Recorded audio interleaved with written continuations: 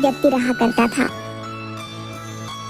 जो दूसरों के खेतों में काम करके अपनी पत्नी का और अपना भरण पोषण किया करता था। एक दिन उसकी पत्नी सुनीता रोते हुए बोली, हमारे ऐसे हालात कब तक रहेंगे?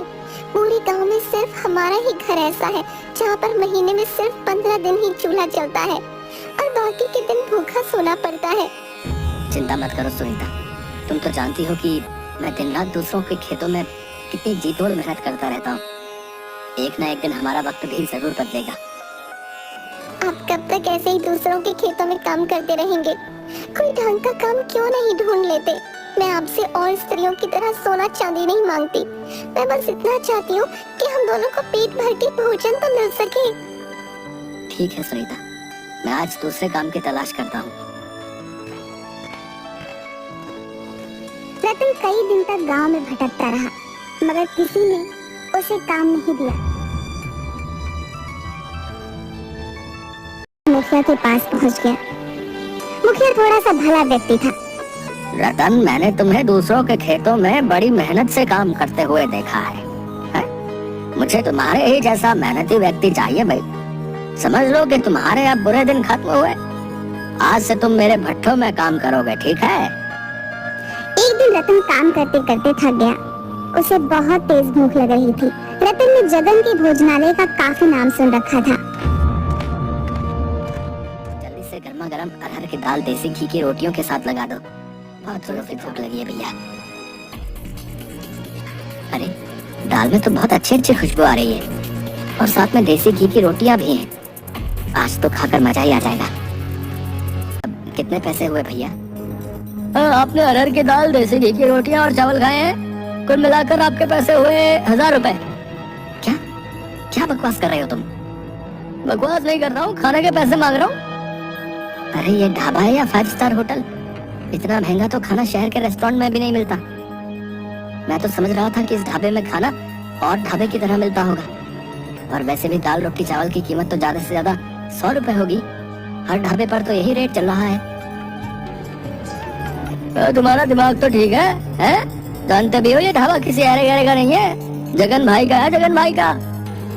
अरे जगन भाई के ढाबे का खाना खाने तो विधायक से लेकर मंत्री तक आते रहते।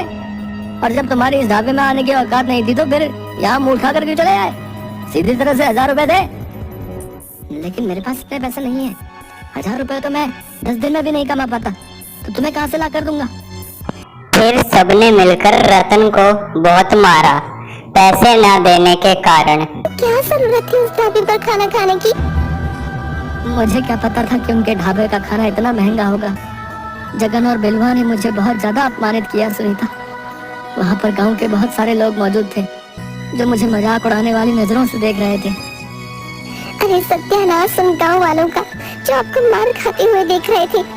उनमें से किसी से भी इतना नहीं हुआ कि आपको पिटने से बचा लेते। लेकिन आप चिंता मत कीजिए, मैं इसकी शिकायत मुखिया से जरूर करूंगी।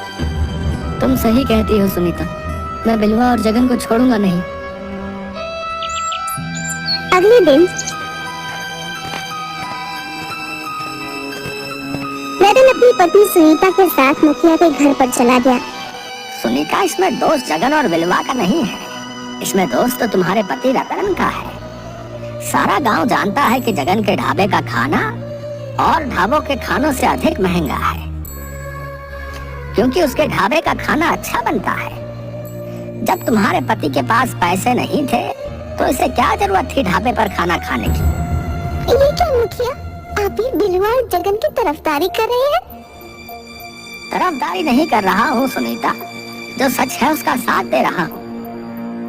अगर इनके पास पैसे नहीं थे तो क्या वो मेरे पति को कुछ समय की मोहलत नहीं दे सकते थे? उन्हें पीटने का अधिकार किसने दिया? हाँ, ये बहुत गलत किया जगन ने, लेकिन तू चिंता मत कर सुनीता, इस बारे में मैं जगन से जरूर बात करूंगा और बिलवा के कान भी खींचूंगा। मुझे नहीं लगता कि मुखिया कुछ करेगा।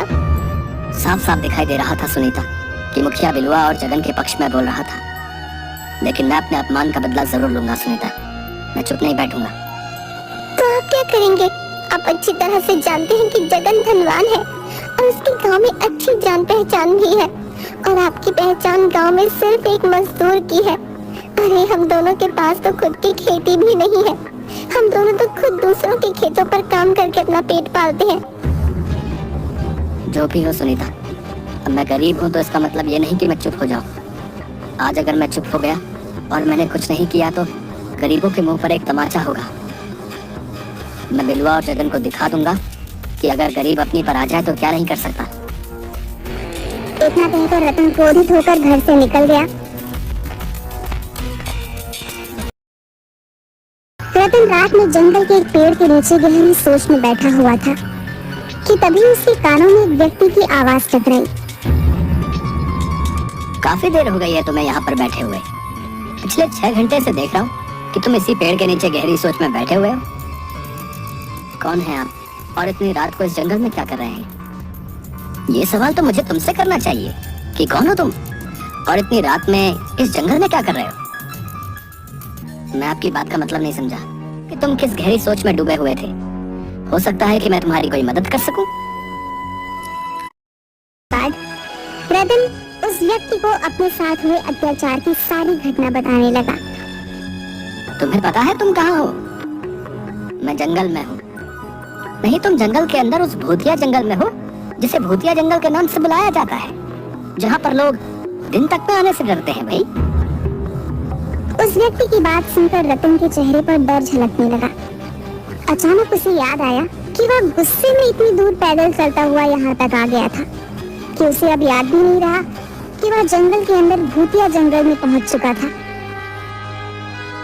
डरो मत, हम कोई भूत प्रेत पिशाच नहीं है। हम साधुओं की संतान हैं। इस जंगल में सिर्फ साधु और उनके परिवार ही रहते हैं। हम लोग बाहर की दुनिया से ज्यादा ताल्लुक नहीं रखते क्योंकि हमारा सारा ध्यान ईश्वर की तरफ ही होता है। तुम्हारी बात सुनकर मुझे बहुत बुरा लगा। तुम बताओ, तुम क्या चाहते हो? मैं एक ऐसा ढाबा खोलना चाहता हूँ जहाँ पर हर गरीब सिर्फ 10 रुपए देकर अपना मनपसंद भोजन कर सके और उसके साथ अपमानजनक व्यवहार न किया जाए।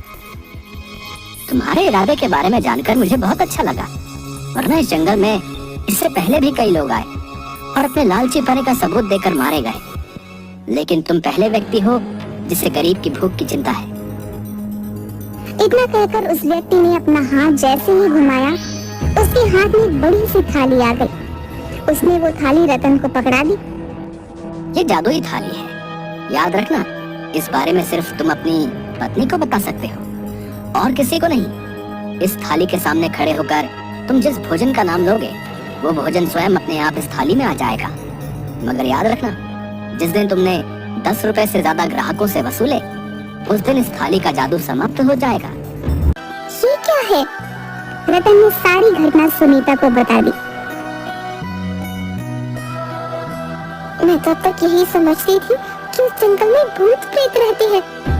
तुम नहीं, पूरा गांव यही समझता था सुनीता। वो सब तो ठीक है, लेकिन हम ढाबा कहाँ खोलेंगे? हमारे पास तो खाने के लिए भी रोटी नहीं है। जो थाली तुम लेकर आए हो उस थाली में सिर्फ भोजन ही मिलेगा, पैसे तो नहीं मिलेंगे ना। फिर हम ढाबा अपने ही घर पर खोलेंगे सुनीता। इस तरह से इस थाली का रहस्य सिर्फ हम दोनों तक ही सीमित रहेगा। अगले दिन रतन ने ढाबे में परिवर्तित कर दिया। रतन के ढाबे पर गांव वालों की भीड़ लगने लगी।